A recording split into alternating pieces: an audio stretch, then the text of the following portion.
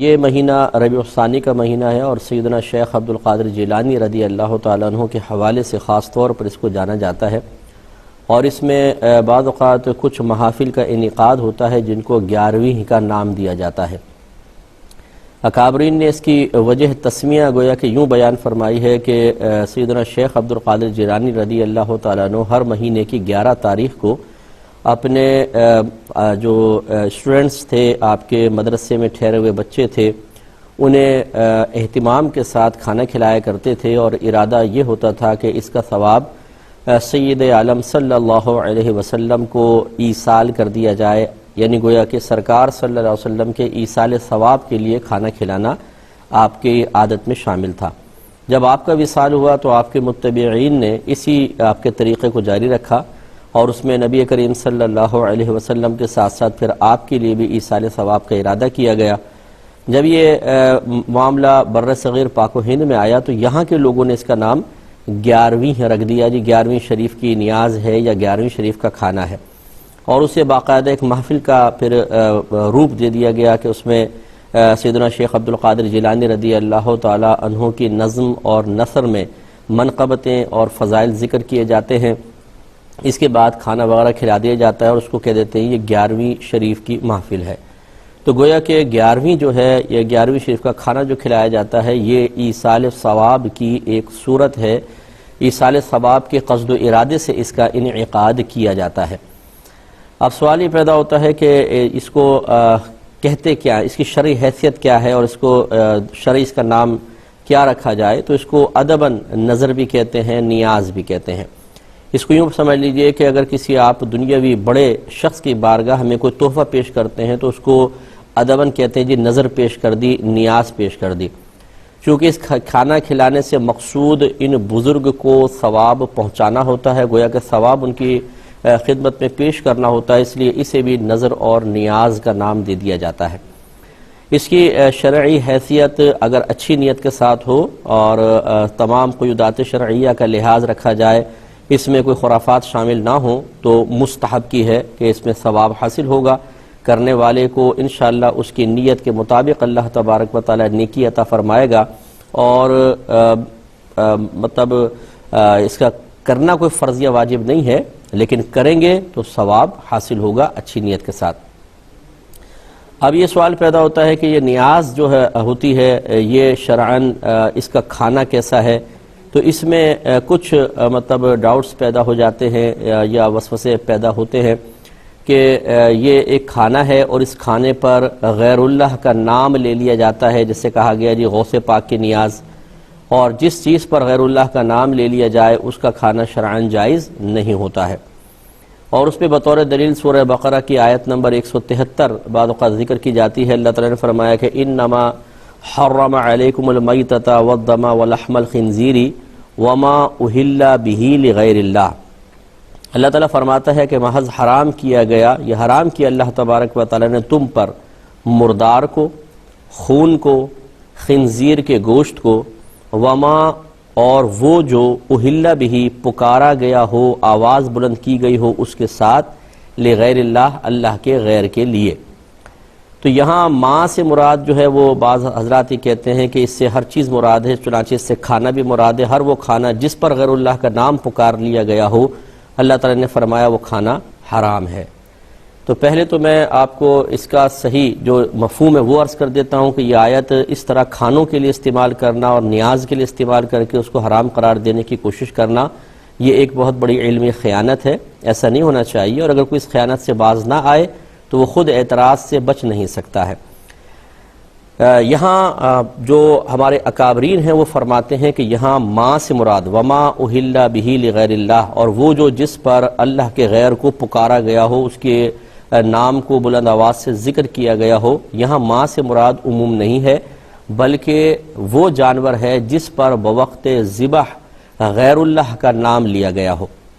اس آیت کے نزول کا پس منظر یہ ہے کہ کفار اپنے بتوں کے نام پر جانوروں کو ذبح کرتے تھے، اور طریقہ کار یہ تھا کہ وہ لٹا کر پھر اپنے بت کا نام لیتے تھے، لات کے نام پر، عزہ کے نام پر، منات کے نام پر اس کو کاٹ دیا کرتے تھے۔ اس ذبیحہ کو اللہ نے منع فرمایا کہ جس ذبیحہ پر بوقت ذبح غیر اللہ کا نام پکارا گیا ہو وہ تمہارے لیے کھانا جائز نہیں ہے۔ اس کی تائید کن کن دیکھیں تفاسیر سے ہو رہی ہے، وہ میں ذکر کر دیتا ہوں، اور پھر جو اس کو نیاز کے لیے استعمال کرتا ہے وہ بھی وہ تفاسیر کو ایسی پیش کرے کہ جس سے ثابت ہو کہ نیاز کو منع کرنے کے لیے اللہ تبارک و تعالی نے اس آیت کریمہ کو نازل کیا۔ جلالین ایک بڑی مشہور تفسیر ہے اور ہر مکتب فکر تقریباً اپنے دارالعلوم میں پڑھاتا ہے۔ اس میں علامہ جلال الدین سیوطی اس آیت کا مفہوم بیان کرتے ہیں کہ ماں سے مراد کیا ہے، فرماتے ہیں اے ذبیحہ علی اسم غیرہ،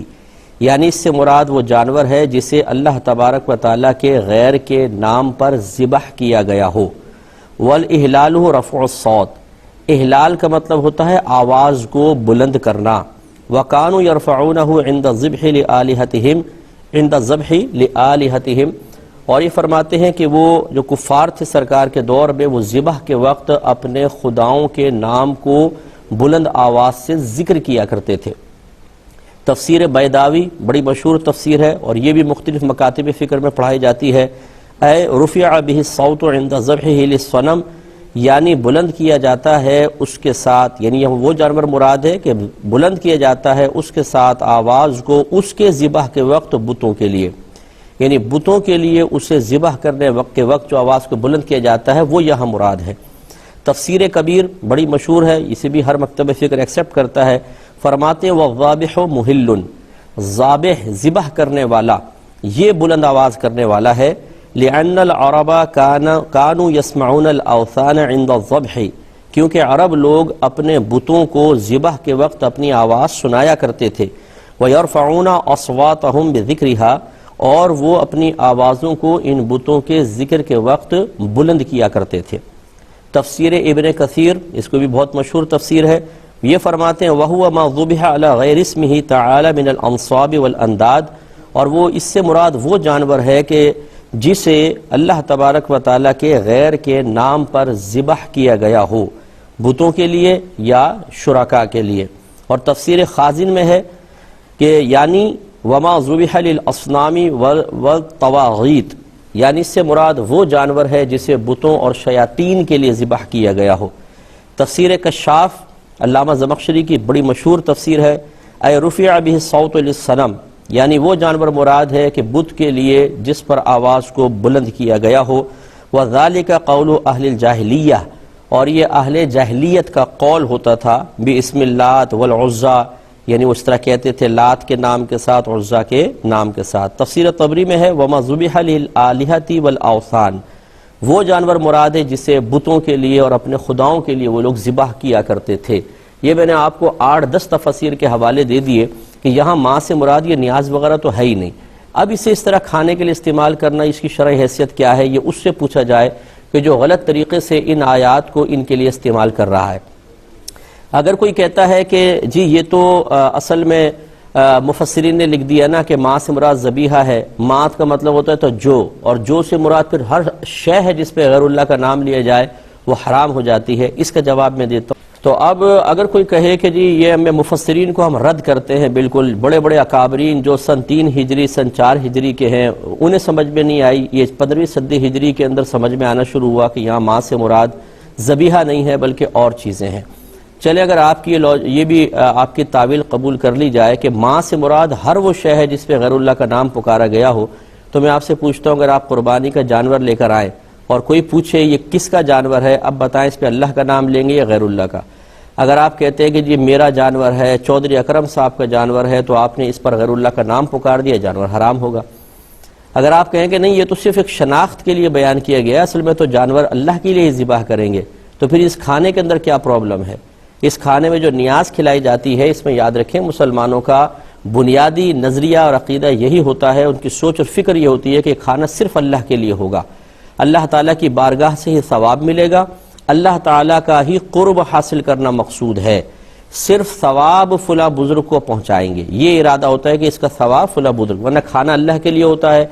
اس پہ ثواب کا ترتب بھی اللہ کی طرف سے ہوگا، اللہ تعالیٰ کا ہی قرب حاصل کرنا مقصود ہو اور پھر اس کا ثواب فقط بزرگان دین کو پہنچا دیا جائے تو اس میں کیا حرج ہے؟ اور شناخت کے لیے بس یہ کہہ دیتے ہیں یہ نیاز کس کی ہے؟ غوث پاک کی نیاز ہے، امام جعفر صادق کی نیاز ہے،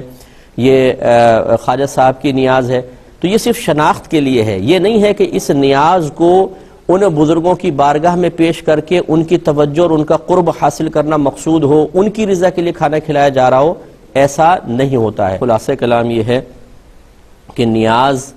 ادباً اس تحفے کو، گفٹ کو کہتے ہیں جو کسی بزرگ کی خدمت میں پیش کیا جاتا ہے۔ بزرگوں کے نام کا جو کھانا کھلایا جاتا ہے اس کو ادباً نیاز اسی لیے کہتے ہیں کہ اس سے حاصل ہونے والے ثواب کو ان بزرگوں کو ایصال کرنا مقصود ہوتا ہے۔ جب نظر و نیاز کا کھانا کھلایا جاتا ہے اس میں بیسک کانسیپٹ یہی ہوتا ہے، سوچ اور فکر یہی پیچھے کار فرما ہوتی ہے کہ یہ صرف اللہ تبارک و تعالیٰ کے لیے پکایا گیا ہے، اللہ تعالیٰ کی رضا کے لیے اس کو کھلا رہے ہیں، اللہ تعالیٰ کی بارگاہ میں قرب حاصل کرنا ہی مقصود ہے۔ ہاں، اس سے جو ثواب حاصل ہوگا وہ فلاں بزرگ کو پہنچا دیا جائے گا، اور صرف پہچان کے لیے کہا جاتا ہے کہ یہ فلاں بزرگ کی نیاز ہے۔ یہاں یہ کوئی تصور نہیں ہوتا کہ اس کھانے کو ہم اس بزرگ کی رضا کے لیے کھلا رہے ہیں، اس بزرگ کو کہ بارگاہ میں مقرب ہونے کے لیے کھلا رہے ہیں، ایسا کچھ بھی نہیں ہوتا ہے۔ اور یہ بعض اوقات کھانا آپ نے دیکھا ہوگا سامنے رکھتے ہیں اور اس پہ قرآن وغیرہ پڑھتے ہیں، اور مخصوص قرآن کا ایک حصہ ہوتا ہے جو پڑھا جاتا ہے۔ تو پہلی بات تو یہ ہے کہ نہ کھانا سامنے رکھنا واجب ہے، نہ قرآن کا کوئی مخصوص حصہ پڑھنا لازم ہے۔ یہ ہمارے عرف میں رائج ہو گیا ہے، اور رائج ہونے والی کوئی شے اگر فی نفس ہی ممنوع نہ ہو اور اس کو لازم و ضروری بھی نہ سمجھا جائے تو اس میں شرعاً کوئی حرج نہیں ہے۔ وَمَا رَأَى الْمُؤْمِنُونَ حَسَنًا فَهُوَ عِنْدَ اللَّهِ حَسَنٌ،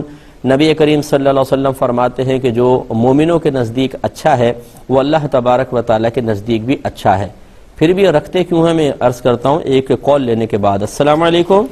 تو اب دیکھیں جو نیاز کا کھانا مختصر سا سامنے رکھا جاتا ہے، اس میں جو مسلمان نیت کرتے ہیں وہ یہی ہوتی ہے کہ نبی کریم صلی اللہ علیہ وسلم نے کھانا بڑھانے کے جو معجزات ظاہر فرمائے اس میں آپ نے ایسا ہی کیا کہ کھانا سامنے رکھا اور جو اللہ نے چاہا آپ نے پڑھا۔ صحابہ یہی کہتے ہیں، اور یقینی سی بات ہے کہ وہ کلام الہی ہوگا، متبرک کلمات ہوں گے۔ اور پھر ایسا بھی دیکھا گیا ہے کہ وہ 4 آدمیوں کا کھانا 1400 صحابہ کو پورا ہو گیا، یعنی بہت سارے، ایک پیالہ دودھ کا 70 کے قریب صحابہ اس کو پیتے ہیں، لیکن ایک قطرہ کم نہیں ہوتا۔ تو معلوم یہ ہوا کہ نبی کریم صلی اللہ علیہ وسلم نے جو معجزات دکھائے، کھانا سامنے رکھا اور اللہ نے اس میں برکت پیدا فرمائی، اسی سے نیک فال لیتے ہوئے، نیک شگون لیتے ہوئے مسلمان ایسا کرتا ہے کہ کھانا سامنے رکھتا ہے، قرآن پاک پڑھتا ہے، اور ارادہ یہ ہوتا ہے کہ اللہ تعالیٰ اس میں بھی برکت پیدا فرمائے گا۔